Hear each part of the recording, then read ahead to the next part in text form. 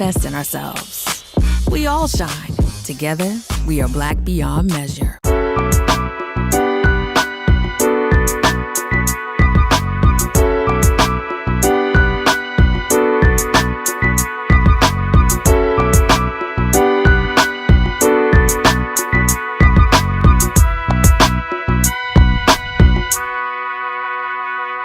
Hello, everyone, and welcome to A Balanced Life with Dr. Jacquie here at Black Star Network.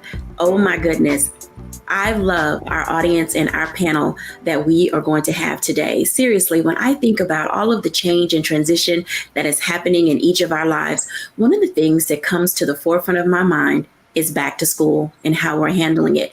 Sure, so many of you are in different spaces and time, and you're wondering how to manage and master and harness the power of your emotions, just thinking about your kids getting ready to go back to school. And then for some of you, you simply decided we're all done, we're tapped out, and you're going to homeschool your kids this year. Whatever it is it looks like for you, we're going to take the time to really lay out, plan out, and discuss how to deal with those social and emotional feelings that our children are having. How are they coping with the pandemic? So many kids missed out on being able to go to school. And so they're having to play, if you will, catch up with getting to know friends, what it means to be in an environment that's not your own home or your grandparents' home. So let's jump right into it because, back to school is serious business. Hey, everyone. How's it going? Hey there, Dr. Jacquie. Oh my goodness, let me tell you, I'm excited when we get together because I always feel like there's going to be this dynamic, robust conversation that's going to happen. And, we're right in the middle of summer.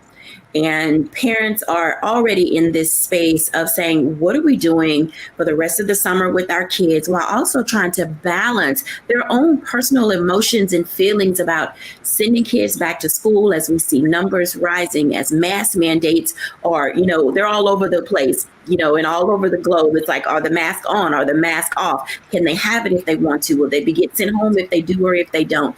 And so there's just a lot of feelings and emotions, right now tied into where we are in this pandemic. And I think that's a good place for us to start our conversation before we move into some other topics.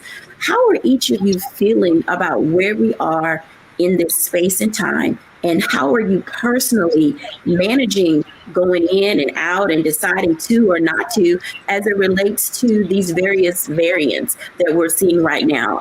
I'll start with Charlotte Avery. Hey, Char. Hey there. So, for my family, we love summer and we are an out and about family. And so we're out. I mean, the kids are out playing with their friends and neighbors and all the things. And, we're going places and doing things. So, when it comes to wearing masks and things of that nature, if we're going inside and we know we're going to be around a lot of people, then yes, we mask up. But if we're outside, if we're going to the pool, or anything like that, we're not wearing masks, and we're okay with that. But I'm just happy. I mean, I know that there are a lot of different variants happening and things like that, but you know what? We just can't stop life. We're just not. So we're on the move and we're just winging it.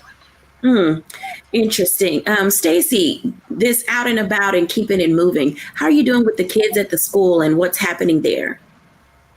So yes, everybody is outside now. So we just have to accept the fact that it's time to move on. I think for us, it's about building community. So now we're just trying to reflect and talk with our incoming parents, our new parents, and our returning parents, and from the format of saying every family has the right to make their own choices about whether you want to be in a mask or not. But when we come together, how do we want to move in this new space to keep each other safe so that we can start seeing the world from not just our perspective, but the perspective of others when we have to come together as community? Because once I put you in the classroom, and once I put you with the teachers, we have to think about things like everybody see that it's a teacher shortage. Everybody see that, we don't have a lot of subs, that's happening across the country. So now as a parent, I would like for you to just be open and think about if you want your child in school because you don't want to homeschool, then what are the compromises that we are willing to make so that we can operate in community? So when you're out and about as a family, I can appreciate and respect whatever choices you make. But let's come together and decide how we're going to operate when we're in school so that we can keep everybody safe. Keeping everybody safe. It's definitely something that's on the top of everyone's mind. Aisha, how are you? I am doing fantastic. How are you today? Doing good. What are you and the fellas up to in your household? Well, listen, the fellas and I have been traveling. We absolutely have been traveling this summer. We had a lot of things going on, camps, weddings, just regular old vacation. But we've been doing good with that. I think here in our household, the main thing that we try to teach and preach around here is just respect our space. Just respect the space.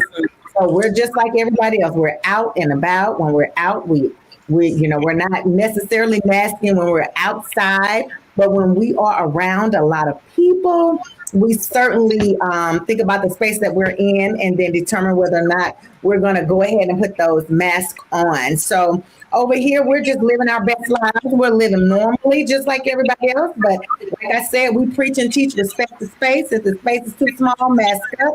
If the space is big enough, then hey, breathe on. Enough breathe on. I do like that. Yeah. I'll tell you something interesting. You just said this, you're out here living normally. And I'm going to ask Pastor JT this question because even in this pandemic, Pastor, there are so many people who are deciding not to come back to church for reasons related to the variant. But then there are other people who are coming back to church. How is this impacting what you see for clergy in this time of opening or not opening? Because still so many churches are not open. How is that being impacted in congregation life? To be honest, and hey, Dr. Jacquie, but I will say it's an interesting dynamic, because when you think about church and you think about people coming back into church, it's to me, that has become a problem of sorts because there are a lot of people that have decided not to come. There are a lot of people who are kind of 50-50, and then there are a lot of people that they didn't stop going during the pandemic. Like they were still going to church, even in the city of Houston where we had the numbers, we had the size limits. You could gather, but you couldn't be over 25. And then it went up to 50. And then it started doing like that. Man, you had some pastors who were renegades, we come into the Lord's house. But I think now in this space, and I've heard everybody say, everybody's outside, but the sad part about it is one of the places that I believe everybody should be inside, they're not really there. And, in Houston, it's a foregone conclusion. If any of you ladies, travel and come to Houston, you probably have more people at brunch on Sunday than holding a Bible. So we replaced that 11 o'clock hour with Hallelujah to, DJ spin that again. But it's an interesting dynamic, and I think that point that was just made about normal, I think what we have to do is identify what's your normal and then live from there. Normal will never be 2019. Normal will never be 2019, but there can be a new baseline that is created in 2022 and we live from there. And I believe that your normal suits you. It suits your household. It suits you and your family, and your normal shouldn't impact my normal. If my normal is getting out of my car and not going into a building without my mask, I shouldn't have to worry about the mask haters that look at me funny when I get in, and then vice versa. If I'm out living my life and I have my mask off, I shouldn't feel that I am a little bit more of a daredevil in comparison to the person who's taking life and they're being cautious. And so I just think that that's kind of where everybody is. But in the city of Houston, I was in a meeting last week and actually have a follow-up this week.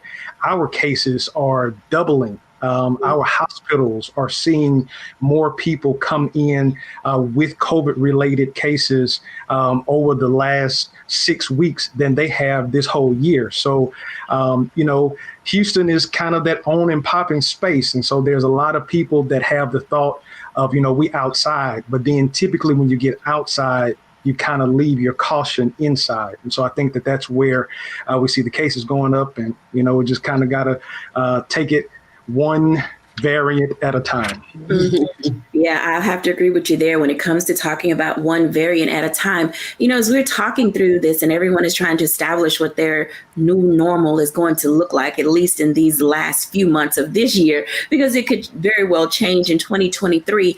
Dr. Tierney, we talk about trying to put together something that looks like normal. How are you putting normal in for yourself? And then what are some of the normals that you are finding your clients are able to do? Because everyone is in a different space and season when it comes to how they're approaching getting out and about.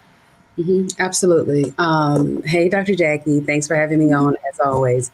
I echo what everyone has already said. There's really not too much to add to that. But something that my husband and I are very on top of is just making sure that we are being self-aware. So if we have I have really bad allergies, seasonal allergies. So I don't just walk around like, oh, that's just my allergies. It's fine. I don't have COVID. I put a mask on, even though I may not think it's COVID, if I know I'm going around people, just to be mindful and respectful that as I'm sneezing or my eyes are watering, or because all of these symptoms from variant 1 to 57, 32, they all start to kind of look the same. So we don't know if it's seasonal allergies, monkeypox, COVID, flu, a regular cold, like what happened to the regular cold, by the way. But, we don't know what it might be. So we're just very mindful of, if we're, sneezing or not feeling that great, we'll put our mask on, and even we will just kind of do some of that self-quarantining just to be respectful and mindful of other people, and just taking our own temperature. I guess you could say that, pun intended, taking our own temperature first before we just expect everyone to just be okay with whatever our, new normal is, and just being respectful that their new normal may be different than our new normal. So making sure that we're not allowing this to be something that divides us, to something else to be divisive around, and so just making sure that we are taking a pulse check with that. And that's something that I tell my clients all the time, because sometimes we'll get in our own little fiefdoms, we'll put our horse blinders on and just expect everyone to move like we move, and just to respond like we respond. And we're all different, so it's honoring your differences, but also honoring the other person's, as well, and finding those places where we can agree upon and, again, not be divided on. I think that all of these are great ways for us to help our audience explore where they are. If you're gauging your own temperature, if you will, as to how you're feeling and how you're approaching getting out and establishing some sense of new normal. I guess at this point, it's really safe to say this is a good time as any to go ahead and establish a new normal, because oftentimes we spend a lot of time worrying and thinking about what is, what isn't, what could be, what couldn't be, but we definitely don't take the time to just settle somewhere. So I'm gonna bring everyone back in, and I'm gonna ask you, what is one thing that you would say before we go to our break to help our audience discover a sense of a new normal? Everybody needs to find at least one space in life to hang their hat. And if you had to think about either your personal one or a tip that you would give, what would that be? I'm gonna start with Charlotte. So for me, I think it would really be just really knowing your routine, right? Because for us, we are a family of habit and routine. And so for me, our family's normal is our routine. And I think that, structure really matters. And so I think you have to really gauge that and find that for yourself. My routine and the structure in my house, I know is completely different than the structure and routine in other people's homes, because we have 9 people who live in this house. So my thing really is knowing your schedule, knowing your structure, and doing what's best for your family. Absolutely. Pastor JT. I would agree with Charlotte. I believe that is key, but I believe it starts with a honest conversation. One thing that, not starting preaching already. Y'all forgive me. But Joshua was looking at the landscape of the land. And so there was this, identity crisis. And the children of Israel were looking over the fence and looking at other countries. And they were saying, well, we don't do that. They don't do that. We want to do that. And so then Joshua just said, hey, as for me and my house, this is what we're going to do. And I think that in this moment, that's the first thing. And I believe that that's probably the only thing that even matters, because I think that that's what get us into those areas of division, as Dr. Tierney said, where we are more concerned about what somebody else is doing when our real concern is really what we are going to do or how we're going to do it. And then once we establish that baseline, just kind of have those regular checkups to ensure that everybody is doing what everybody is doing. And I know it's going to be challenging for some that may have smaller children that are going to school. And so now you're telling your child, don't take your mask off unless, you're at lunch. And then now your child may be getting picked on because they are the only child in the school that has, so those things will come. And I think that it probably will take on a different approach in parenting. But I believe that that's one of the best things to do, is just identify that baseline in your home and then make sure that your home governs itself accordingly. When we come back after the break, I want to jump into something with Dr. Tierney, Stacey Owens, and then also Aisha Pugh, as it relates to how do we help our children navigate the spaces that they are in? Because as we've already stated, when it comes down to things, it's me and them and us. So are we a sense of community, or do we have a sense of division? Because all of our children are going to have to make some decisions as they prepare for back to school when we're back after the break.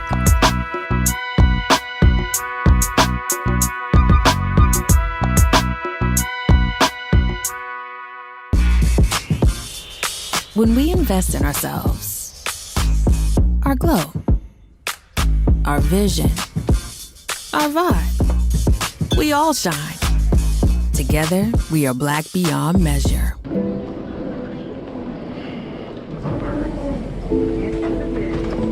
the window seats. These are the only bins that will accommodate larger rollerboards.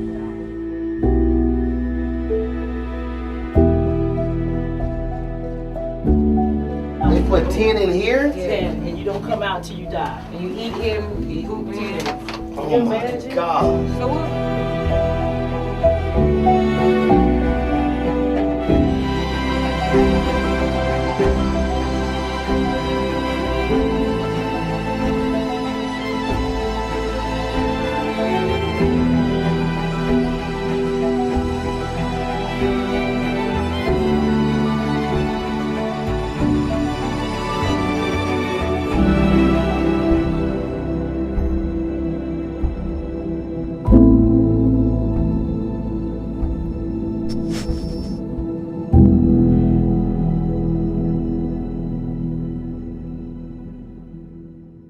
When we invest in ourselves, we all shine. Together, we are black beyond measure.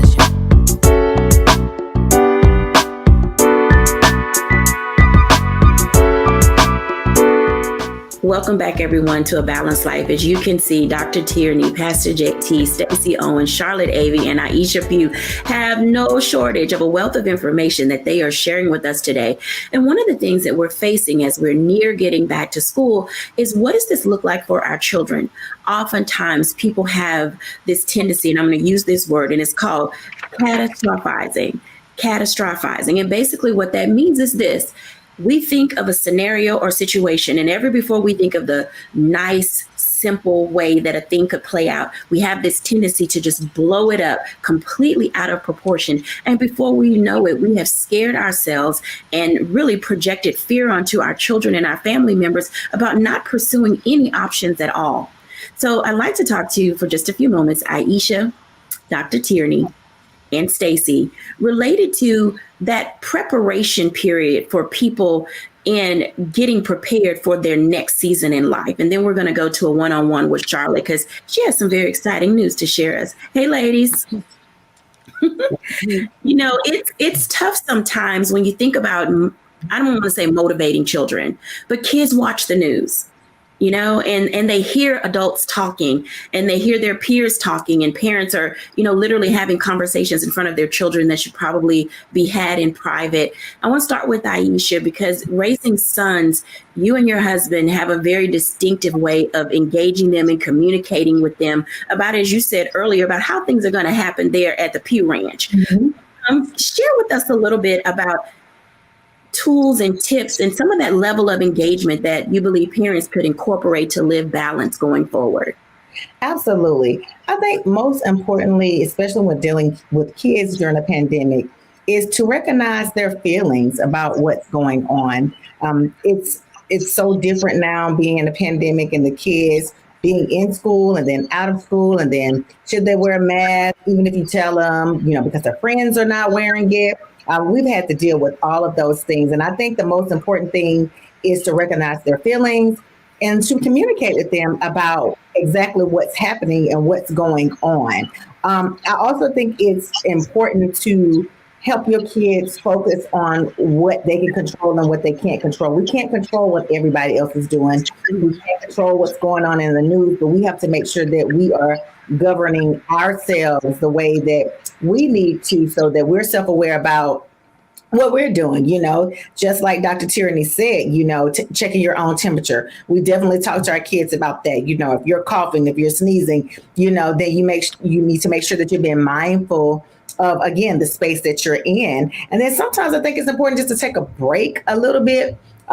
Emotionally, talking about COVID all the time, I think causes a lot of anxiety, or did in the past. And sometimes for some kids, it does still do the same. So I think it's just important to just communicate with your kids again, and just honestly, just being mindful of what their feelings are, and then just communicating with them about how they're feeling, so that, you can help them move forward with what's going on currently. Absolutely. Feelings can really run the gamut as an adult. I get a little jittery when I'm in a space and people start to get a little too close. And I can just only imagine children not really being able to articulate or say or have the right words, to use, or fear if they move one way, a parent may chastise them. Stacey, there's certain ways that parents need to engage with children when they start to show signs of being uncomfortable and not knowing what to do. How can you help parents establish that line of not only just communication, but what are some of the things that parents should be looking for? What's the vocabulary level? So we often say that we should communicate and teach kids how to communicate. Let's start by increasing their vocabulary. So most kids can give you the basic feeling words like happy, sad, or mad, right? Let's start teaching kids some additional words to add to those emotional words. And then I like to call it, what's the T? So now that I have the vocabulary, what are some of my triggers? Because when I start feeling some of these new words that you just taught me about, help me to identify what happened to evoke this particular feeling. That's the trigger, right? And then moving on to the E and the T, now attach that to an emotion. This happened and it made me feel like this. And the last part of that T is the A, which is action. What did you do in that moment? Because that's where kids get stuck. It's like, I have a feeling. I really don't know what made me feel like this. And then I had a reaction to the feeling, and I really didn't know how to process through that. So I always tell parents that let's determine the T in this. What's the T? Help kids to be able to talk in a way that makes sense, and also in a way that will allow you to add some additional training to it. So now if your only reaction when you get upset or mad is to have a tantrum or blow up, teach me another way. Teach me another action. Teach me how to identify the things that are in and not in my control. So I call it what's the T. So let's take what's the T one step further, because, I'm listening to you talk, and literally the moments that I see parents chastising a child for having an emotion, they don't know how to have the appropriate action. So how do we help parents be more sensitive, if you will, to when their children are having a triggered moment? I mean, we can all attest to the times that we've seen a child, see a pet in the grocery store, and the child will jump or flinch, and the parent will say, what are you doing that for? Why are you acting all scared? It's like you just discounted that child's feelings and emotion. So how do we help our parents also discover how to communicate with kids as they are having these heightened senses of awareness?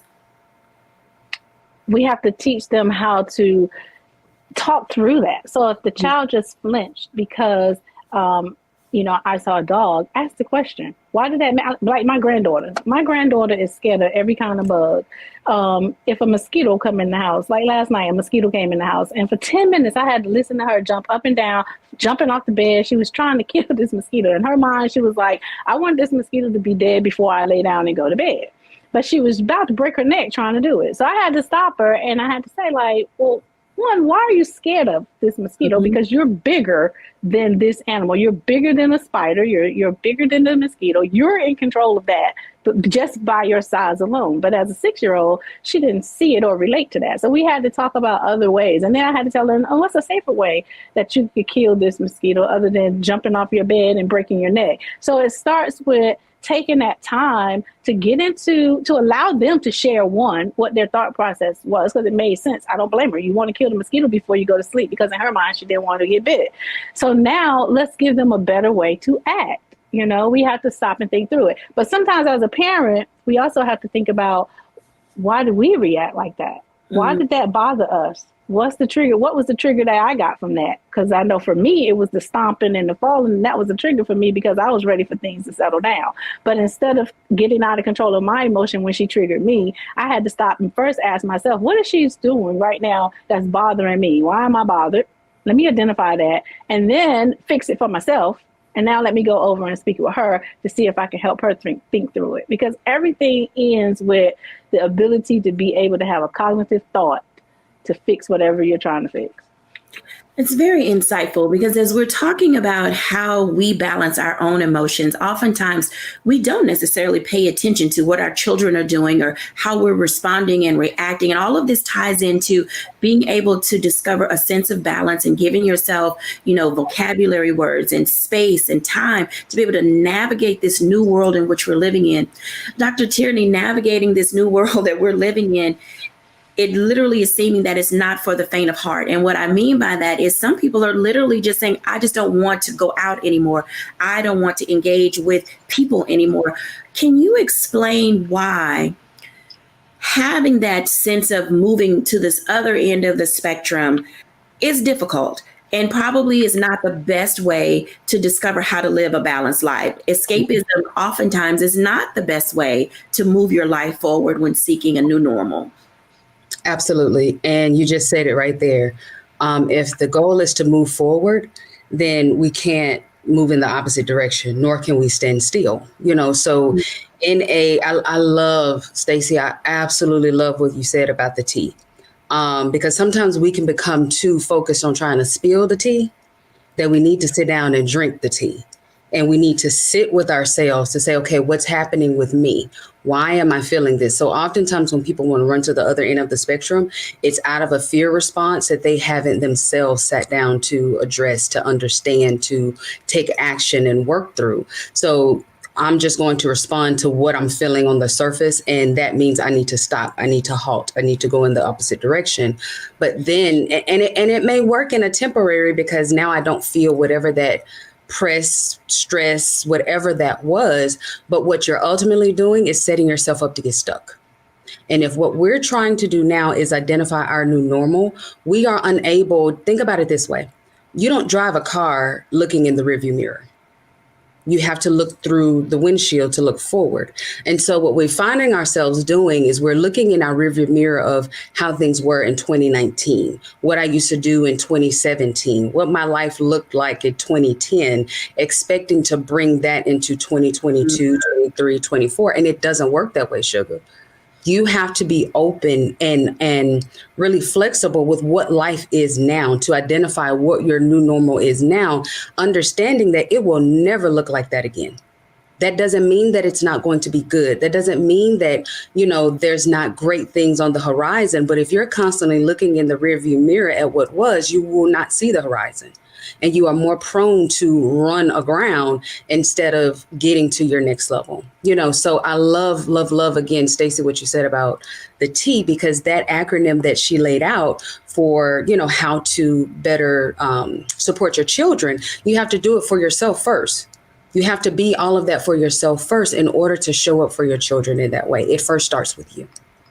I love that idea that you have to show up for yourself first before you show up for your children. And I want to talk to Charlotte Avery for just a second, because, you know, a lot of you parents are in that space of your kids going to school for the first time. Some of your kids are moving to different grade levels. And as children graduate from one stage to another, so does the anxiety that comes along with that process. Charlotte Avery, you, my darling, are in the space of, you know, getting ready to become an empty nester. Can you talk with us for just a moment about your initial thoughts and feelings? And then when we come back after the break, I want to dive into a deeper conversation with you about transition. I would have to say that you probably do some things better than any person that I have ever met. So let's talk about you first before we talk about the kids. How are you processing change? I'm taking it one day at a time. I mean, knowing that, so, you know, when you said I was an empty nester, getting ready to be an empty nester, I'm like, no, only one's leaving the nest, and we still have 6 left. We still have 6 left to go.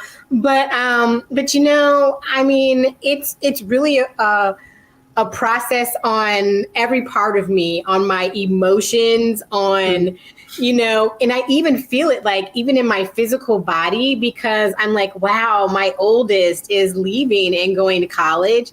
And to know that we've all been this family unit together in this house for, you know, 18 years of his life. And now I'm like, oh my gosh, like Lim is really leaving and going to college. And, you know, unless we just were going to pump the brakes and be like, no, you're staying home, you know, he's leaving. And so it's something that I have to adjust to. It's something that even some of our children are making adjustments. I know we had a party for him, and one of my children was just like she was in her room during the party lamenting, and the fact that, oh my gosh, my brother's leaving and going to college. And for me, like I'm processing daily, but then I'm looking at him and how he's just, you know, navigating, and how he's trying to now, you know, get the last fun of summer in with his friends and all of that. And it's a tough space. Like, I mean, I have my moments where I'm really lamenting because I already know that, I mean, he's not even gone, and I miss him. I miss him already. I miss his crazy foolishness, and I miss all of his shenanigans. And he's still here in the house. And so, you know, just, you know, processing it all and just making sure, you know, have I and have his dad, you know, have we done everything in these 18 years? Have we taught him the things that he needed to know as he navigates manhood and being, you know, an African-American male out in the world away from our home? And, you know, my answer to that is we have, to the best of our ability. And so I feel confident in that. But also knowing that, you know, as he's leaving the nest now, you know, he has to, you know, live his life. And I'm praying that he'll make right choices and wise decisions at all times. And then just, you know, giving him the grace to make mistakes, and giving myself, you know, the grace that, you know, if he does make mistakes, to recognize, you know what, I used to be one time in his shoes, but also, you know, for me to feel every emotion and just really feel it all, so that I can be true to myself. You know, because I tell you, you know, talking about transition, this whole school year was a major transition. He graduated from high school, and then my number 5 is going from elementary school to middle school, and then my middle schooler is going to high school. So like we had 3 different kinds of graduations, and I'm just like, wow, like it's just crazy to know that all of these things are happening in, you know, in different seasons of everybody's life. And I mean, I'm thankful, I'm blessed. And yet at the same time, I will be honest and say I have my moments of lamenting. And I'm okay. And I'm okay with that. And I actually like that. When we come back after the break, we're going to talk a little bit about balancing change when we're back after the break.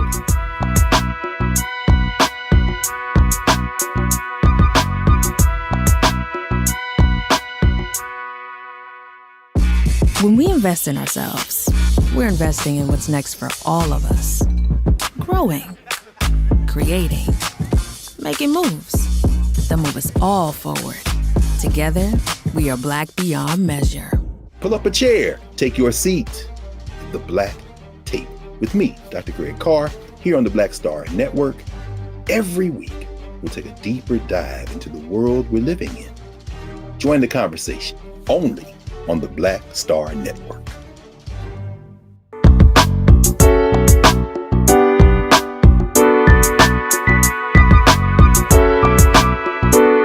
Welcome back, everyone, to A Balanced Life. I want to talk to Charlotte Avery, Pastor JT, and Aisha Pugh for just a few moments about balancing change, because I think in all of our lives, as we think about it, it's just a series of progressions. But when we say that word change, everyone literally almost loses their mind, as if, you know, it's going to take a lot of work and a lot of effort, when honestly, every day, throughout each day, we're making some form of change. Aisha, Charlotte, and Pastor JT, welcome.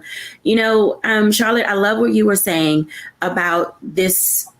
You said the word you said was talk about transition, and it was almost like an exclamation point went at the very end, you know, of what you said. But when you're talking about levels of transition, and you and Aisha are going to have some things in common, you know, as your kids are going to the same college. And, you know, I wanted to ask Aisha, because you are where your oldest left the nest, and there was one still home, and now Charlotte's oldest is leaving the nest. What are some of the tips that you would give to a parent who is getting ready to experience their child leaving for college?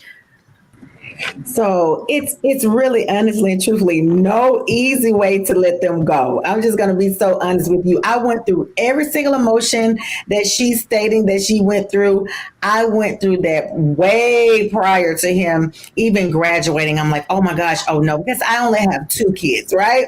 But it doesn't get easier. Even if you have 6 or 2 or 1, they're your babies. So the most important thing that you can really do is just try to prepare for the adjustment. It's going to be an adjustment. You're going to have that slight missing piece to your family. So the most important thing is to just talk to your baby, to try to get your baby prepared. And then, just like earlier when Dr. Tierney said, sometimes you have to take care of yourself. So you have to make sure that mom is okay with letting her baby go. You have to sit down and talk to yourself and say, listen, self, now this baby got to go. I have taught this baby everything that they need to know to prepare them to go to college. So I think you just have to just kind of, you know, pray about it, because it's going to be an adjustment, and prepare for what that new routine in the household is going to look like. And it's going to take it's going to be a day-by-day process. Let me tell you, it is definitely going to be a day-by-day process. But just take your time and just kind of prepare and just kind of talk your way through it and kind of pray your way through it, because it's going to be all right. It's going to be all right. Pastor JT, does it get any easier? Because your kids are out the house, yes? Yes, ma'am. Well, I guess I probably have to put my wife on this call, because for me, I'm good. Oh my God. But to be honest with you, you know, I think that my issues are a little bit different, because I have 2 Black young men in the world that are not under my roof. My issues are a little bit different, you know, so daddy is always concerned about, you know, where are you? What time are you getting home? Who are you with? You know, and so those are my things, you know, because of where we are in the world and the climate that we are in, you know. So mine is not so much from the nurturing standpoint, you know, it's more from that protective standpoint. So now, you know, them being in my house, eating up all my food, this summer was so amazing. I did not have to go to the grocery store as much as I normally would have. It has been great. I mean, now they hit me up, you know, wanting me to bless their Cash App quite frequently. But other than that, it's fine. I think that's interesting. So listening to the 3 of you talk, there is definitely a different approach and perspective. And I won't say a level of fear, but areas of fear and concern or trepidation that you come to, whether you're a mom or a dad, and if you're sending a girl or a boy out into the world. Charlotte, when you think about your firstborn leaving the nest, and you talked a little bit about how prepared he is for the world, I won't say that all kids are guarded, but what are some of the things that you're giving your son tip to watch out for as he, prepares to step out into the world on his own? So, I'm here trying to get myself together with all of my tears and stuff, because everything that Aisha said, I feel it, fully. Right. But just in preparation, just safety, always knowing where you're going, because he's going to be away from home. My thing is, you've got to have your location on your phone so we know where you are. Mm-hmm. And, being respectful of people and their differences. He's going to have a roommate. I mean, he's had a room to himself for so long.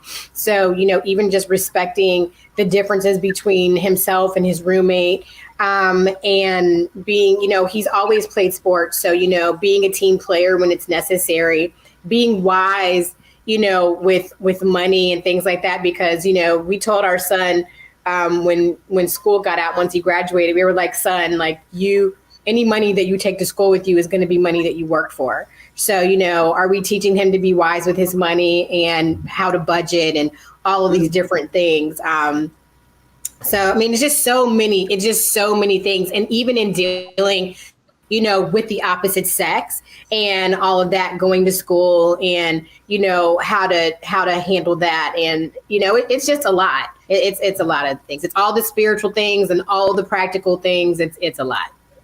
I can only imagine. And with the time that we have left in this segment, something that each of you said was character. And I'm going to ask each of you, what role does character play and how valuable and important is it for that to go with your child to college? Aisha? My character is absolutely important because, that's going to kind of tell people a little bit about who you are. And you want to make sure that your character is something that's going to represent you. So it's definitely something that you want your kids to be aware of, how they're presenting themselves.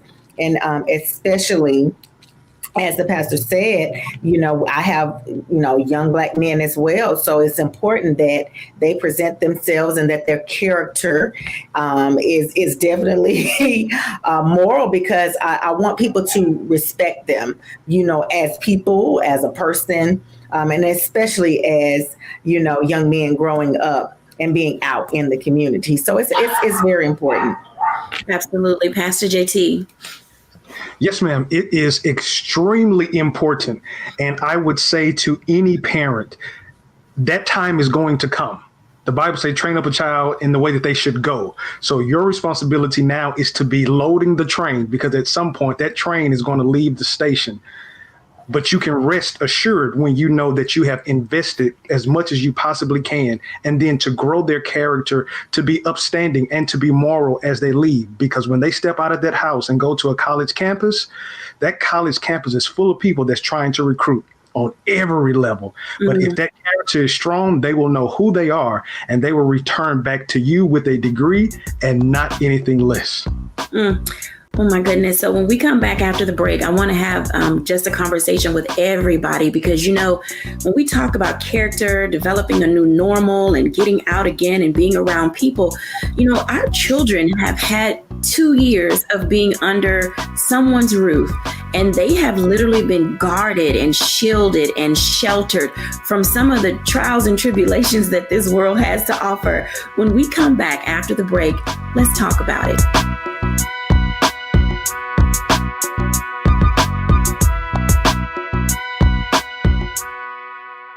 When we invest in ourselves, we all shine.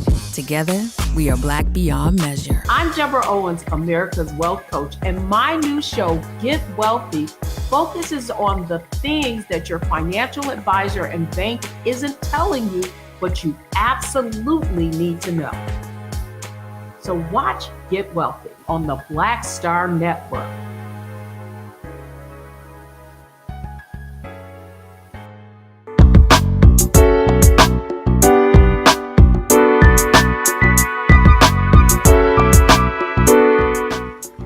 Welcome back, everyone, to A Balanced Life. And I invite all of our guests in because, as I think about some of our children that have been guarded and shielded and have not really had an opportunity or a time to engage with the world. Let's go with that term. Engage with the world. There's some things that our kids need to know that they possibly were not taught because they've been at home playing video games or at someone's house. They've been everywhere except for out in these city streets. So let's have a conversation about balancing city streets, y'all, because, it's just one of those conversations that we haven't had to have in a little while now. And so people are going back to school. They're going back to sporting activities. They're going to concerts. They're hanging out with their friends at Starbucks and Chick-fil-A and just back at the mall. Can you believe the mall is back to being a hangout? And so when we talk about giving our kids the freedom and the flexibility that they need to just discover how to be young people out in the world, I'm going to start with Dr. Tierney because, what's a good baseline, if you will, to begin to share or talk to our children about what it means to have privilege, to be out without one of us with them? Well, so I'm going to preface this by saying, I know I ain't got no kids, so don't at me, tweet, I know I don't have any children, but I was once a child. And I got a mama. Shout out, mama. Hey, mama. How you doing, mama? She's going to love this segment because it's all the things that she would say that I hated that she said, but she was right. And she would always say, Tierney, you need both book sense and street sense. I'll have your back, but you need to have your front. My mom was tough. Like she did not, what she would tell me frequently, this my stuff. You ain't work for this stuff. You better go get your own stuff, and it made me tough. Now, how can I say this? I had everything that I ever wanted, needed. She was an excellent provider. I went to the best school. Shout out to the U. She made sure that if I showed up and did my part, she absolutely did her part, but she let me know at the gate that this was a partnership. She didn't shelter me. She didn't shield me from anything. We had tough conversations about everything from money to sex, to boys, to God, to you better be tithing. And I could tell when you're not tithing, to let me see your bank ledger and make sure that you ain't overdrafted and you finna go right up there to that bank and have this conversation with them, to everything, so that by the time I got ready to go to college, I wasn't caught off guard. I wasn't surprised. So like, my brother, Pastor JT said, it was a lot of recruiting going on campus, but I was ready. I knew what it sounded like. I knew what to look like. I knew, how many drinks was one drink too much. I knew when that little guy was running game. I knew everything that I needed to know at 18 so that I can go out and, as Pastor JT said, get my degree and nothing less. So I think there has to be a balance where we realize that we are training up adults. Yes, they're children, but you can't shield them too much. You can't shelter them too much. You have to let them in on some of the conversations in an appropriate way, and watch their maturity level to make sure that when they are out there flying on their own and you kick them out the nest, they are ready to soar and not have to, fall back into the nest. Absolutely. Stacey. I would add on to that by saying, we have to start early with teaching children how to recognize what they are feeling within themselves. What does any situation you're in, what does it look like, sound like, feel like? And once I start identifying that, then I can impose what I call the AAA. How can I assess? I'm standing here talking to somebody. I'm listening to what others are saying to me and around me. How is that making me feel? Do I feel safe? Do I feel like this is a good space to be in? I think kids today, sometimes when we have to socialize with others, they miss certain social cues. They miss certain opportunities that can help them to know how to make decisions, to know I'm going too far this way or I'm going too far this way. They become so entitled or privileged where they think that it's the responsibility of someone else to help guide you and hold your hand. And we got to start giving them the tools that they need so that they can tap into their intuition and know that in this assessment or in this moment, I'm okay. Well, I'm not okay. And then take action.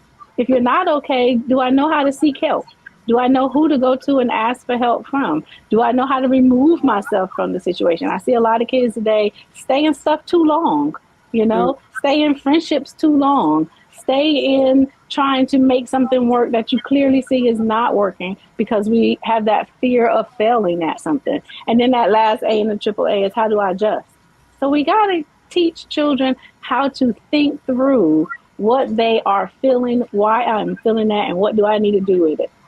That's what I would say with kids with needs. I love those AAAs. I may have to adopt some of those myself as I move on into adulthood, because that is exactly what we're doing. Pastor JT. Yes, ma'am.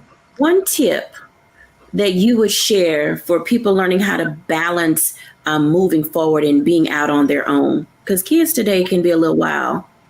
Don't at me, y'all. I'm just saying, I see y'all. I'm just saying, I see y'all. Well, you know what? That AAA was dope.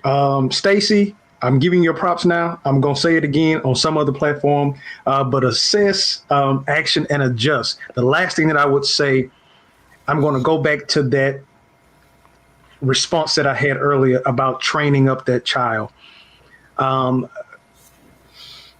It was on, I think, one of the Madeira shows. I think Brown was talking about when he was at the pool and he was just teeling, toweling, and then somebody just pushed him in.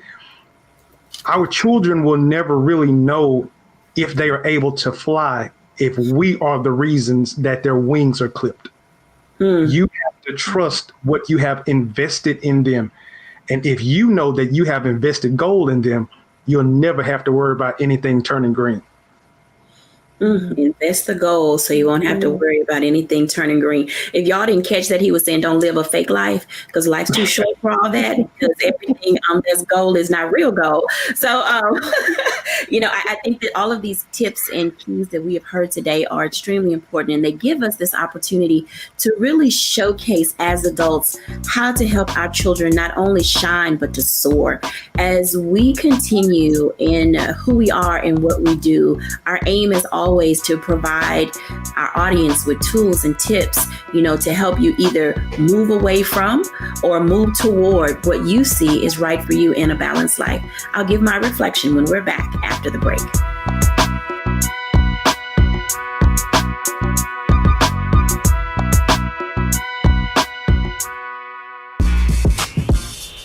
When we invest in ourselves, our glow, our vision, our vibe, we all shine. Together, we are Black beyond measure. Folks, Black Star Network is here. Oh, no punches! I'm real revolutionary right now. Support this man, Black Media. He makes sure that our stories are told. Thank you for being the voice of Black America, Roland. Stay black. I love y'all. All momentum we have now.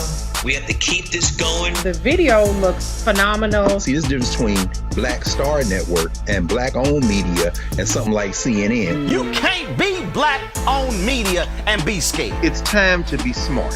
Bring your eyeballs home. You dig?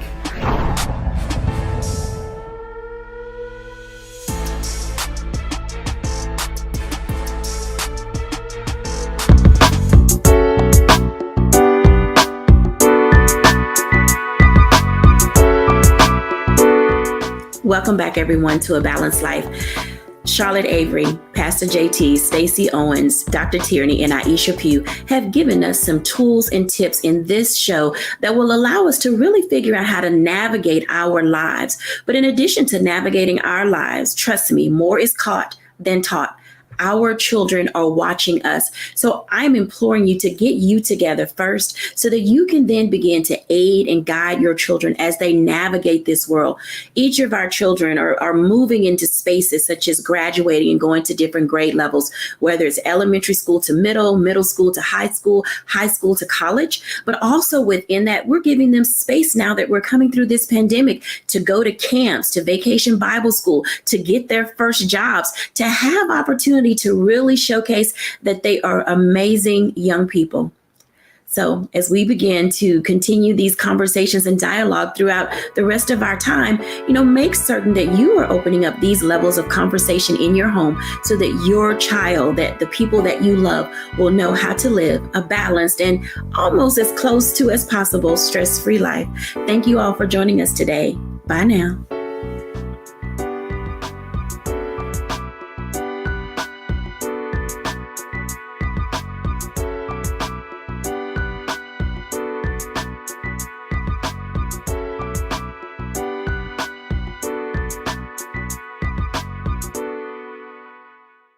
When we invest in ourselves, we all shine. Together, we are Black beyond measure. Folks, Black Star Network is here.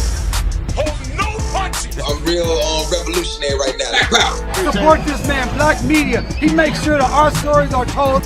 Thank you for being the voice of Black America, Roland. Stay black. I love y'all. All momentum we have now, we have to keep this going. The video looks phenomenal. See, there's a difference between Black Star Network and Black-owned media and something like CNN. You can't be Black-owned media and be scared. It's time to be smart.